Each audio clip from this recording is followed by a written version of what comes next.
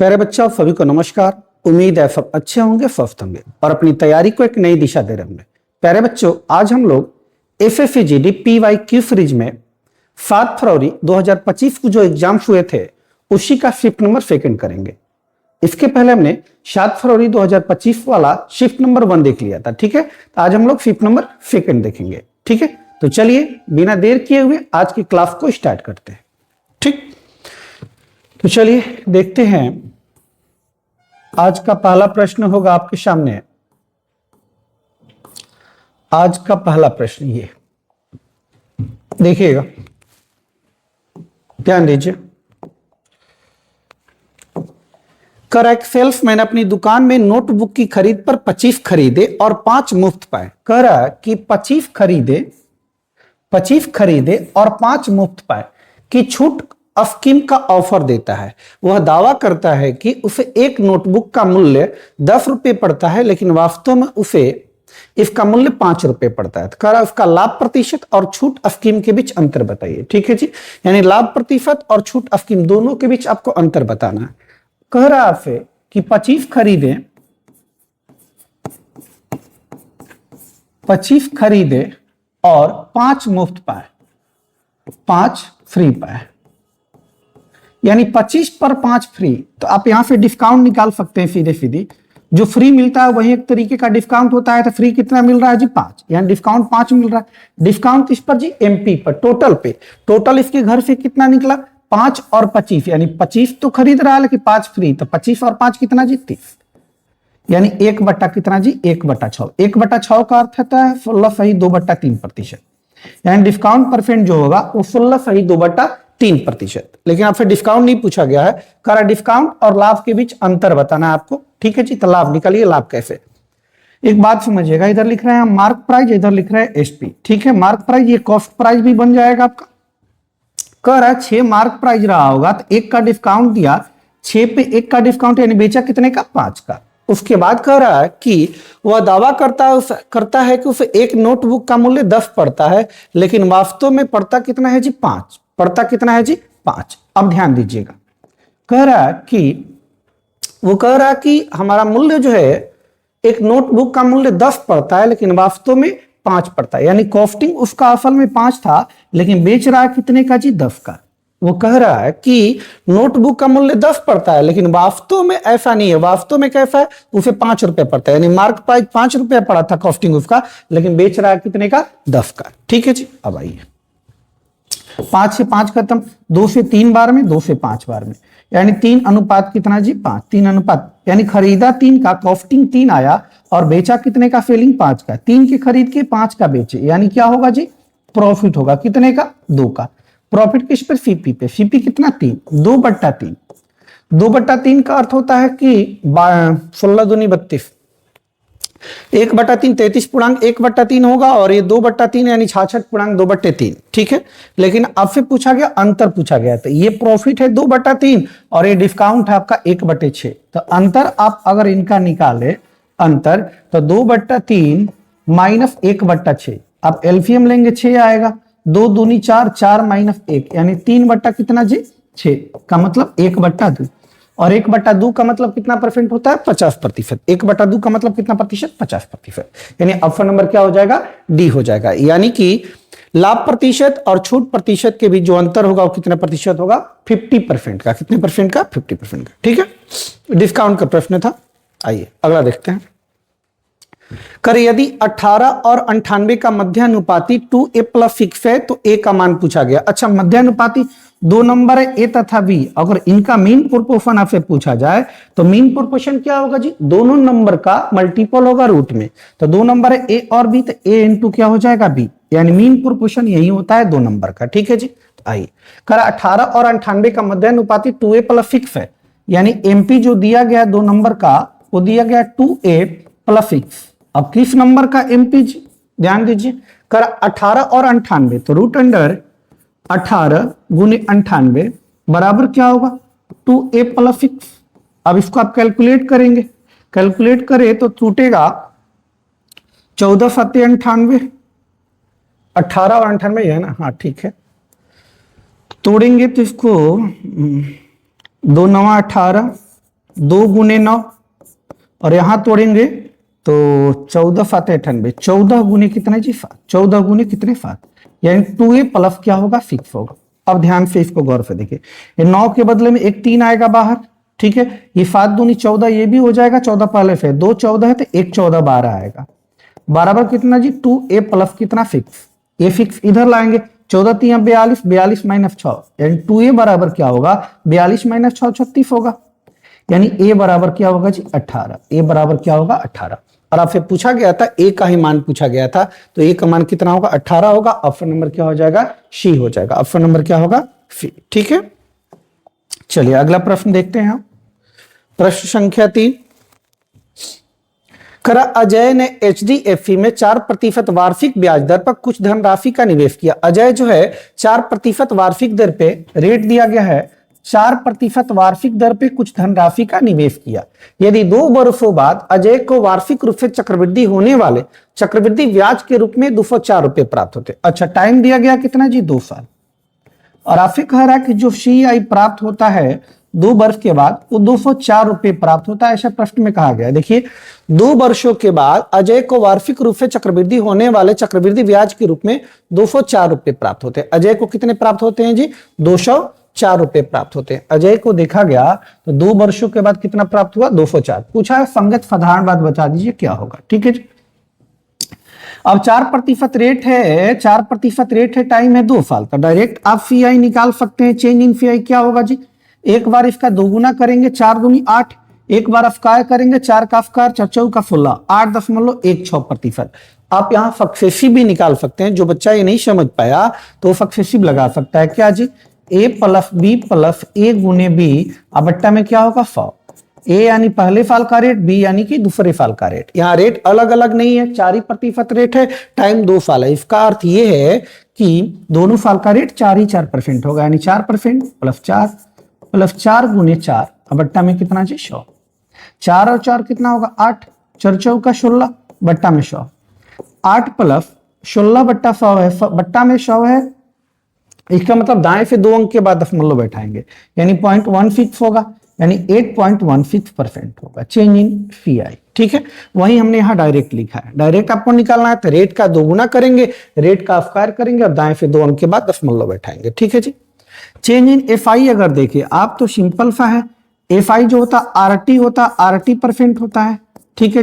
R है 4 पूरे time है कितना 2 साल, तो 4 दूनी कितना 8%। आप इसको डायरेक्ट ऐसे भी कर सकते थे कि 1 साल का रेट 4% है, 2 साल का कितना 4 दूनी 8%। चूंकि सिंपल इंटरेस्ट जो होता है हर साल क्या होता है बराबर होता है, ठीक है जी।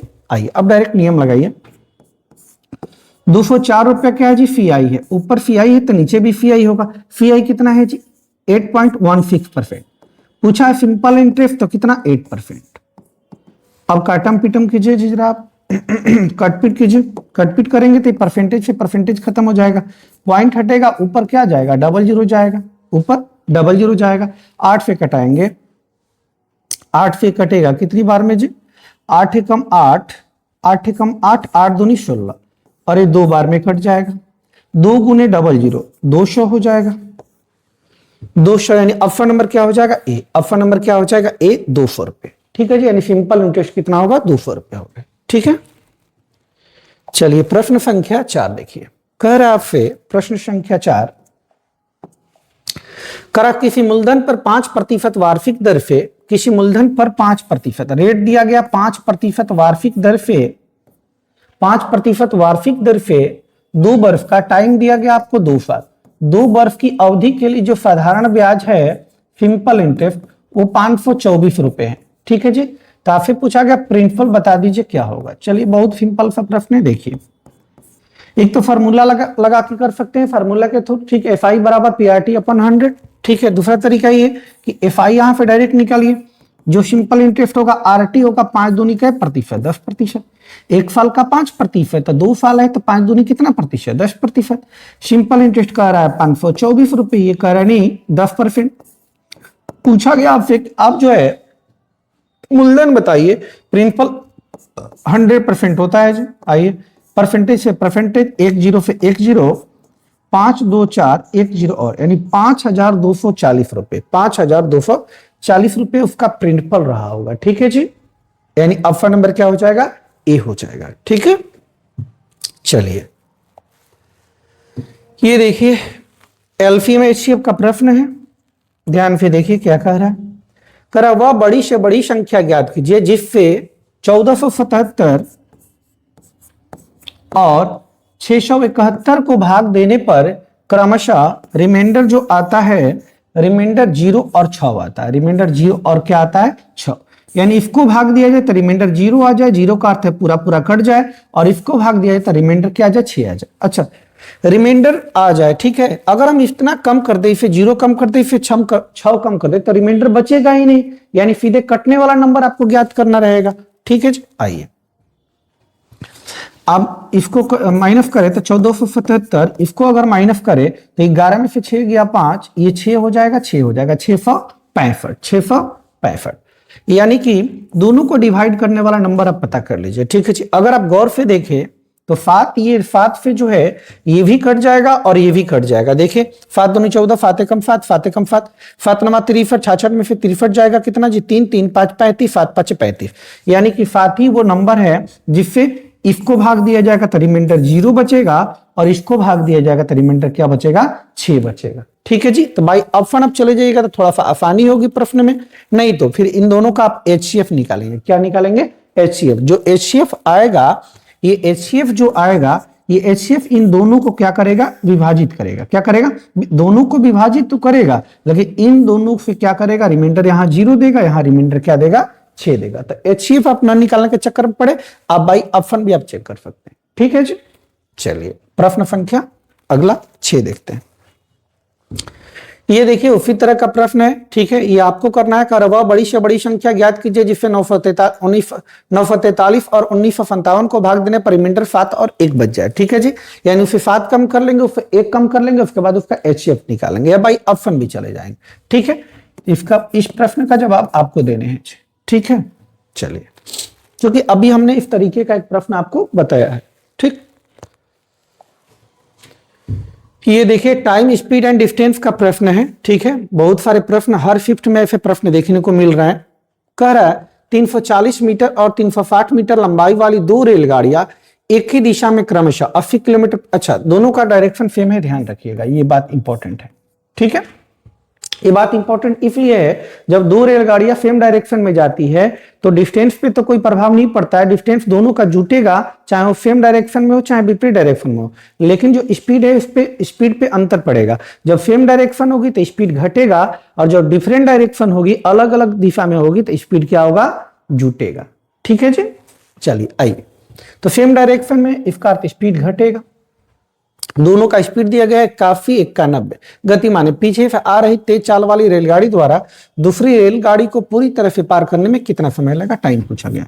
तो टाइम बराबर होता है डिस्टेंस अपन क्या, स्पीड, डिस्टेंस अपन स्पीड। अब आई डिस्टेंस देखिए, एक का डिस्टेंस है 340, डायरेक्ट कर लेते हैं, और दूसरे का स्पीड है कितना, 360। जब एक रेलगाड़ी किसी दूसरी को पार करेगी तो दोनों का डिस्टेंस क्या होगा, जुटेगा, तो हमने जोड़ दिया। ठीक है जी, अब दोनों का स्पीड के बारे में, जब दोनों समान डायरेक्शन में तो स्पीड क्या होगा जी, घटेगा। स्पीड क्या होगा, एक का 90 एक का 80 है, यानी 90 माइनस 80 किलोमीटर पर आवर में, ध्यान देंगे आप इस बात को। तो जोड़ेंगे 3 3 6 यानी 700 मीटर में ये 10 आ जाएगा, किलोमीटर पर आवर है तो बदलेंगे इसको मीटर प्रति सेकंड में, तो 5/18, 18 ऊपर चला जाएगा, 0 से 0, 14/75 होगा, 14 गुने 18, 14 गुने 18 करेंगे तो 192 आएगा। कितना आएगा, 192। लेकिन मिनट में पूछा गया तो आप क्या करिए जी, ये जो आया है सेकंड में आ गया था, 60 से आप भाग दे ले, 6 से 6 18, 6 दाम। ठीक है जी, अब कट मत करिए चूंकि बट्टा में 10 है, अब पूरा पूरी कटेगी भी नहीं। ठीक, तो 14 3 42, 42/10, और जब भी बट्टा में 10 होता है इसका मतलब 1 0 है बट्टा में, तो बट्टा में 1 0 रहता है, इसका भाग देंगे तो दाएं से 1 अंक के बाद दशमलव बैठेगा जी, यानी कि 42 है, दाएं से 1 अंक के बाद यानी 4.2। ऑप्शन नंबर क्या हो जाएगा, सी हो जाएगा। 4.2 मिनट में क्या करेगी, उसको पार कर जाएगी। ठीक है, चलिए प्रश्न संख्या नेक्स्ट, ये देखिए जी, कर एक सम चतुर्भुज के विकर्ण, एक सम चतुर्भुज है जिसके डायमीटर दिए गए हैं, विकर्ण यानी D1 और D2 दोनों दिए गए। D1 दिया गया 4 मीटर दिया गया, और D2 जो है वो 6 मीटर दिया गया। कितना दिया गया है, 6 मीटर। ठीक है, कर आपसे उसका क्षेत्रफल क्या कीजिए, ज्ञात कीजिए। तो समचतुर्भुज का क्षेत्रफल क्या हो जाए होता है जी, समचतुर्भुज का अगर क्षेत्रफल देखें तो क्या होता है, 1/2 गुने विकर्णों का गुणनफल है D1 इंटू D2, विकर्णों का गुणनफल D1 इंटू D2, ठीक है जी। 1/2, D1 कितना है 4 और D2 कितना है जी 6, D2 कितना है 6, 2 से कट करेंगे 2 दूनी 4, 6 दूनी कितना जी 12, 6 दूनी 12 मीटर स्क्वायर। ऑप्शन नंबर क्या हो जाएगा, डी हो जाएगा। ऑप्शन नंबर क्या होगा, डी, ठीक है। चलिए अगला देखिए, ये देखिए परसेंटेज का प्रश्न है। कर पेट्रोल स्टार्टिंग के जो शिफ्ट अगर देखे होंगे 4 फरवरी वाले और 5 फरवरी, उसमें ये प्रश्न हर शिफ्ट में आया हुआ था परसेंटेज का, ठीक है। तो देखिए इसको देखते हैं। कर पेट्रोल के मूल्य में प्रति लीटर 40% की वृद्धि होती है, इसकी खपत में कितनी प्रतिशत कमी कर दी जाए, इस पर होने वाले व्यय में केवल 19% का वृद्धि हो। दाम बढ़ गया 40%, आप चाह रहे नहीं हम पेट्रोल पे खर्चा 40% ज्यादा नहीं करेंगे, हम करेंगे केवल 19%, तो क्या करना होगा, उसके लिए खर्चा कम करना होगा। तो वहीं आपसे पूछा गया खर्चा कितना प्रतिशत कम करना होगा, ठीक है जी। आइए ध्यान दीजिएगा, लेट कर लेते हैं। जो कॉस्टिंग रहा होगा 100 यूनिट रहा होगा, कितना यूनिट, 100 यूनिट।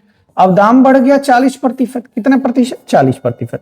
तो 100 था 40%, यानी 100 का 40% 40 होता है, यानी 140 हो गया, यानी प्राइस कितना हो गया 140।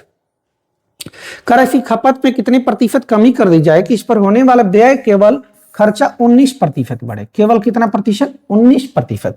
100 का 19% 19 होता है, यानी 100 प्लस 19 119। अब 140 वाली चीजें 119 का लेना चाह रहे हैं, यानी क्या करना पड़ेगा, खर्चा में कमी करना पड़ेगा।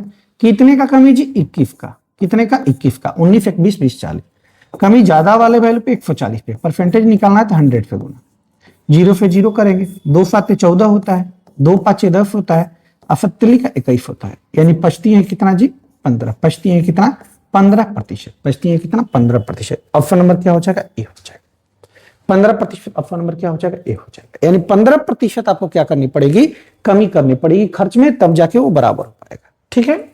आगे बढ़ते हैं, ये देखिए जी टाइम स्पीड एंड डिस्टेंस का ही। चंडीगढ़ से अमृतसर की दूरी 50 किलोमीटर प्रति घंटा की चाल से 4.5 घंटे में तय की जाती। अच्छा ये चंडीगढ़ है जी और अमृतसर है। चंडीगढ़ से अमृतसर की जो दूरी है वो तय की जाती है 50 किलोमीटर पर आवर की स्पीड से, स्पीड और कितने घंटे में, टाइम 4.5 घंटे में तय की जाती है। कर यात्रा के समय में 30 मिनट की बचत करना चाहते। अब हम चाह रहे हैं कि ये हम 4.5 घंटे में ना करके 30 मिनट कम में करें। 30 मिनट क्या करें जी, कम में, यानी 4.5 से 30 मिनट कम। हम चाह रहे हैं कि ये वाला जो डिस्टेंस है चंडीगढ़ से अमृतसर हम 4 ही घंटा में तय कर ले। कितने घंटे में जी, 4 ही घंटा में। तो कह रहा है कि चाल में कितने प्रतिशत की वृद्धि करनी पड़ेगी। तो सबसे पहला काम तो ये होगा आपका कि आप यहाँ डिस्टेंस पता करेंगे, आखिर डिस्टेंस चलना कितना है।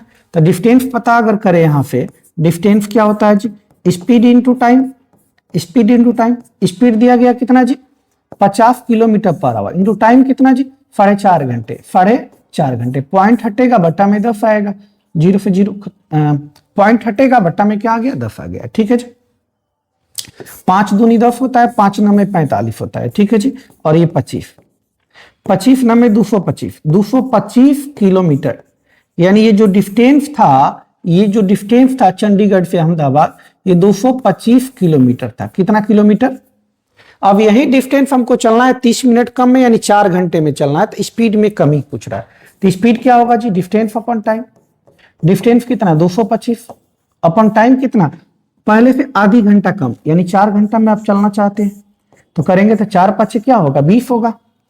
22 में से 20 गया 2, 2 5 25, 4 छक्के 24, 1 0 10, 4 दूनी 8, 4 5 20, यानी इतना क्या ले, इतना का स्पीड से जाना पड़ेगा, यानी 56.25 किलोमीटर। तो नया स्पीड आपसे नहीं पूछा गया, आपसे पूछ रहा है कितने की वृद्धि करनी पड़ेगी, ठीक है जी।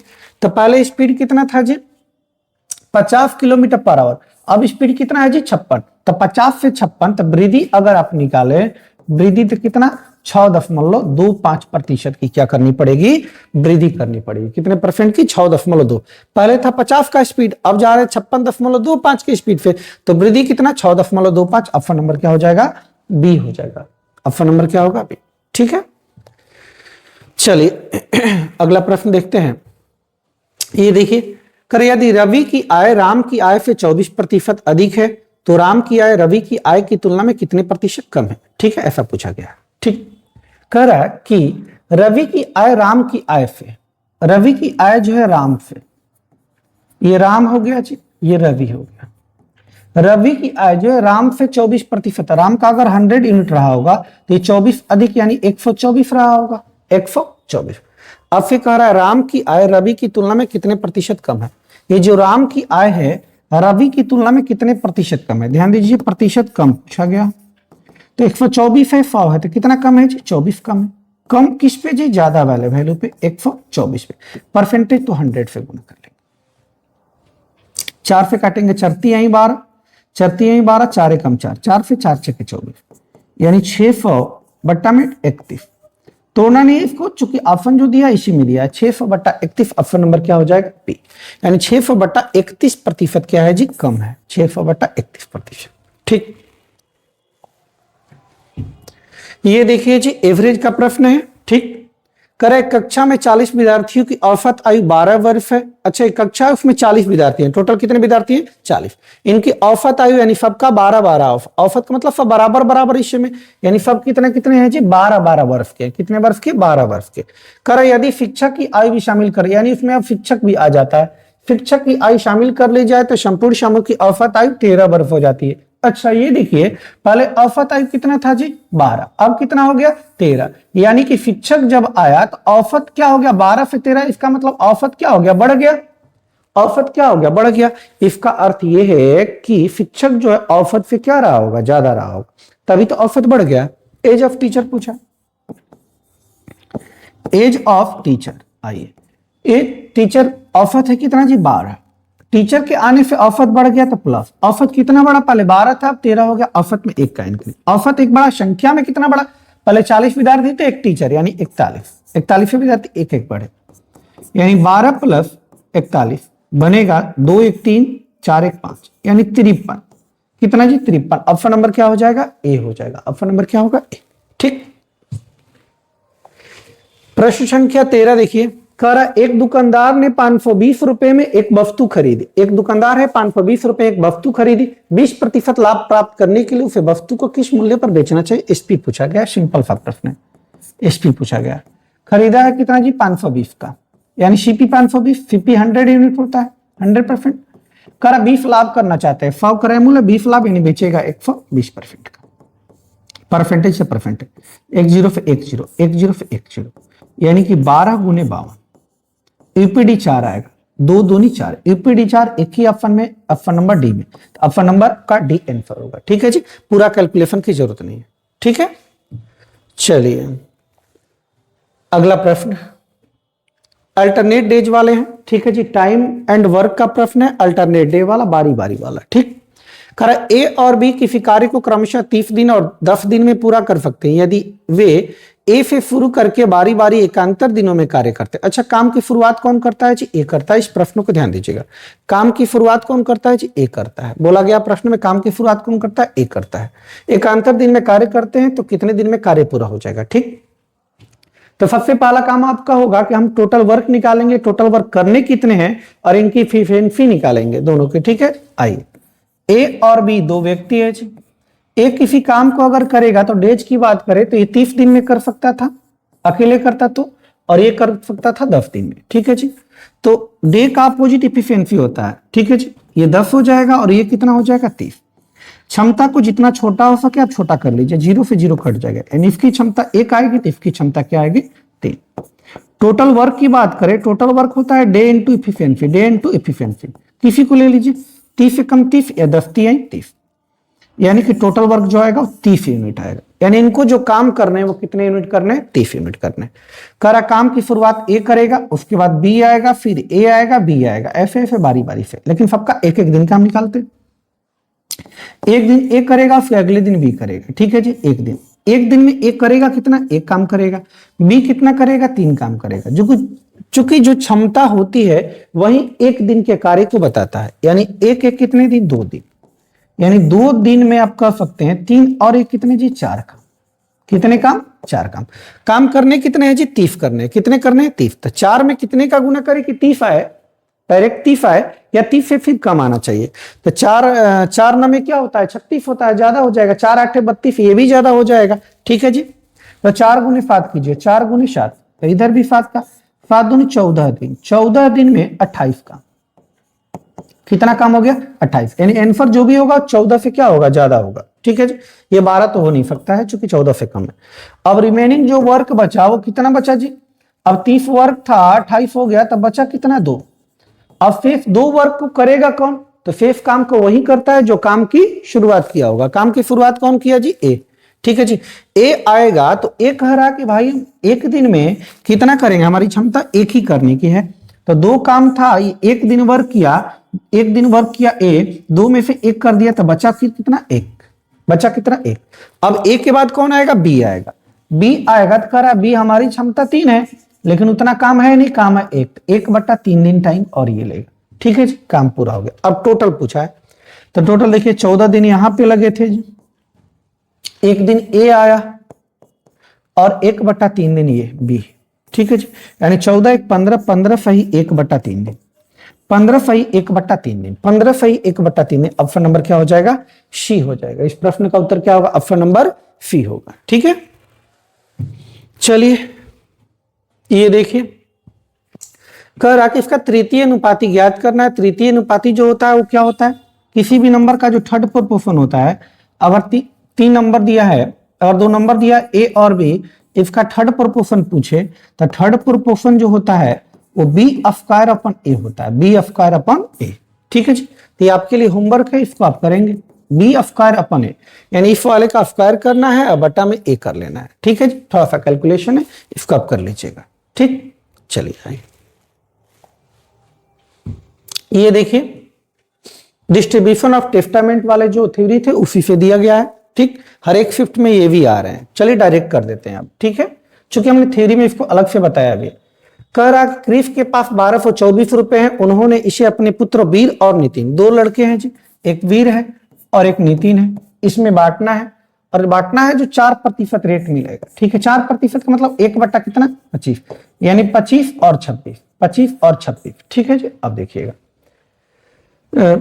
4% वार्षिक ब्याज दर से निवेश करने को कहा गया है। देखा गया कि वीर और नितिन को क्रमशः 12 और 13 वर्षों बाद समान धनराशि प्राप्त होती है। अच्छा, 12 और 13 वर्षों बाद, इसका अर्थ ये 12 वर्ष रहा, ये कितना जी 13 वर्ष टाइम दिया है। टाइम इसका ज्यादा है, इसका टाइम कम है, फिर भी दोनों को समान धनराशि मिल रहा है। इसलिए हो रहा है ऐसा कि जो टाइम ज्यादा लगा है वो प्रिंसिपल ज्यादा। 25 और 26 में टाइम ज्यादा तो प्रिंसिपल कम, 25 और 26 में प्रिंसिपल कम कौन जी 25। ये टाइम कम है, इसका प्रिंसिपल ज्यादा, 25 और 26 में ज्यादा कौन जी 26। अब हो गया, ये डायरेक्ट आपका प्रिंसिपल का रेशियो आ गया। ठीक है जी। वैसे डिटेल्स हमने आपको बताया है, पहले भी बताया है, उसके बाद जो 20 मिनट शो था उसमें भी हमने इसके बारे में आपको डिटेल्स बताया हुआ था। ठीक है, आप उसको देख सकते हैं कैसे आ रहा है। ठीक, चलिए 1224 रुपए टोटल है जी। टोटल का तुलना टोटल से 25 25 50 50 एक कितना 51। पूछा गया है किसके बारे में, करा क्रिफ ने नितिन को, नितिन सेकंड वाले को, तो सेकंड वाले को कितना जी 25 अनुपात। अब ध्यान दीजिए कट होगा कैसे, जो भी होगा 20 से ज्यादा होगा। 20 से ज्यादा इसलिए होगा चूंकि 20 बार में करेंगे तो कितना आएगा 1000 समथिंग आएगा। ठीक है जी। अब आइए ऐसा गुना कीजिए, 20 से ज्यादा ऐसा नंबर लीजिए आप कि 1 से गुना करने पे ईपीडी 4 है, तो 24 ही एक नंबर होगा। क्या होगा 24 होगा, क्या होगा 24, 4 कम 4। ठीक है जी। अब 25 में 24 को गुना करेंगे कितना जी 600, कितना 600, यानी ऑप्शन नंबर क्या हो जाएगा सी हो जाएगा। ऑप्शन नंबर क्या होगा सी होगा। ठीक है। चलिए प्रश्न संख्या 17 देखिए, एक समूह के 35 विद्यार्थियों की औसत आयु 15 वर्ष। एक समूह में 35 विद्यार्थी हैं टोटल, इनकी औसत देखा गया, औसत उम्र जो है, औसत आयु जो है एक 15 वर्ष है। जब शिक्षक की आयु को शामिल कर लिया जाता है तो संपूर्ण समूह की औसत आयु में इतना की वृद्धि हो जाती है। अच्छा, शिक्षक जब आता है तो वृद्धि हो जाता है 1.25 वर्ष की वृद्धि। शिक्षक की आयु बताइए जी, age of teacher, age of teacher पूछा गया है।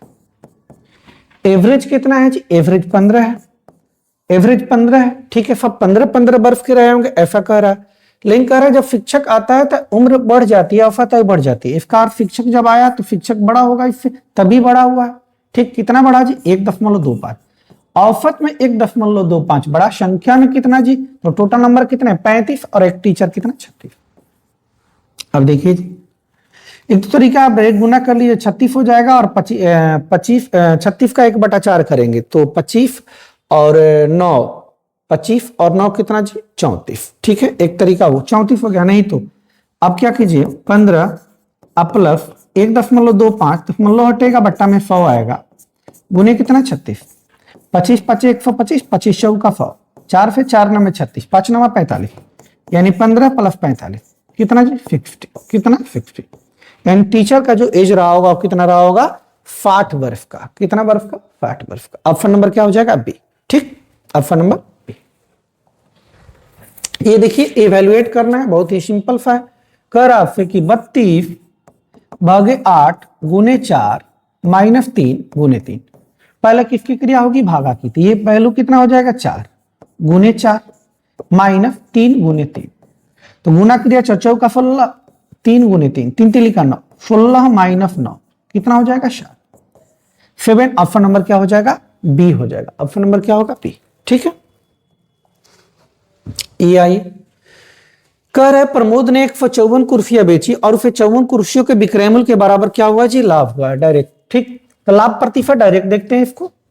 लाभ प्रतिशत परसेंटेज प्रॉफिट पूछा है। आपको हमने बताया था कि ऐसे प्रश्न में क्या करें कि एक आर्टिकल का जो एसपी है वो 1 रुपया मान लीजिए, तो एक आर्टिकल का एसपी 1 रुपया होगा तो 54 लाभ हुआ है, तो 54 गुने 1 क्या हो जाएगा 54, यानी प्रॉफिट कितने का 54 का। प्रॉफिट कितने का 54 का। प्रॉफिट कितना जी 54। कह रहा है 154 कुर्सियां बेची, यानी एसपी जो है 154, एक आर्टिकल का 1 रुपया, तो 154 आर्टिकल का 154 रुपया, तो सीपी निकालना पड़ेगा, तो सीपी कितना जी 100। अब देखिए जी 54 रुपये क्या है जी 54 रुपये आपका प्रॉफिट है। प्रॉफिट किस पर होता है सीपी पे, सीपी 100 है, परसेंटेज तो 100 से गुना 54%। क्या प्रतिशत 54%। ऑप्शन नंबर क्या हो जाएगा ए। इसको भी हमने डिटेल्स में बताया हुआ। ठीक है जी, आप स्टार्टिंग का 5th देखेंगे 4 और 5 फरवरी वाला। तो ठीक, ये देखिए आज का अंतिम प्रश्न है, इवेल्युएट करना है। करा माइनस का 9 माइनस का 60 भागे माइनस का 15 प्लस माइनस 3 अगुने 6।